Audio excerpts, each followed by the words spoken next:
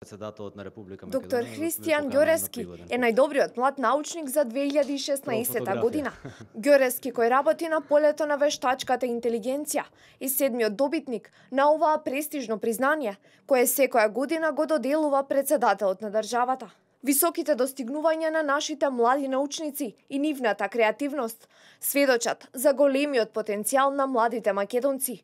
Од тука треба да направиме се за младите научници да ги заземат своите места во образованието, институциите, но и компаниите, во кои ќе можат најмногу да придонесат со својата научна работа, истакна шефот на државата по врачувањето на признанието.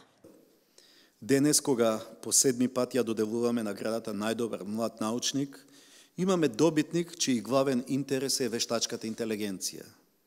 Особено сум импресиониран што интересот кон оваа област го води нашиот најдобар млад научник во изнаоѓање решенија кои би се користеле во здравството и во спортот.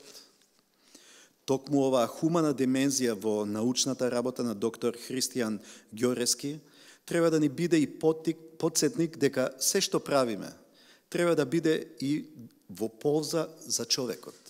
Доделувањето на оваа признание е настан на кој секоја година се вреднуваат дострелите на младите македонски научници и се доделува признание за најуспешниот. На објавениот јавен повик за 2016 година се пријавија 8 млади македонски научници, а комисијата се одлучила за доктор Христијан Ѓорески. Научно-истражувачката дејност е како искачување на планина. Што повеќе се искачуваш, повеќе можеш да видиш на хоризонтот. Односно, што повеќе напредуваш во науката, ти се отвараат нови и широки хоризонти. Качувањето е тешко, но награди како оваа ти даваат сила и мотивација да издржиш и да се искачиш што е можно повеќе.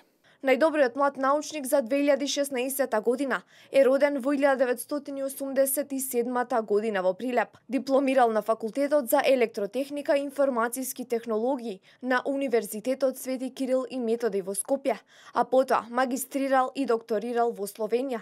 Неговата научно-истражувачка работа е во полето на вештачката интелигенција, односно развивање на алгоритми за обработка на сензорски податоци за градење на интелигентни системи, кои што потоа наоѓаат примена во спортот, здравството и грижата за старите лица.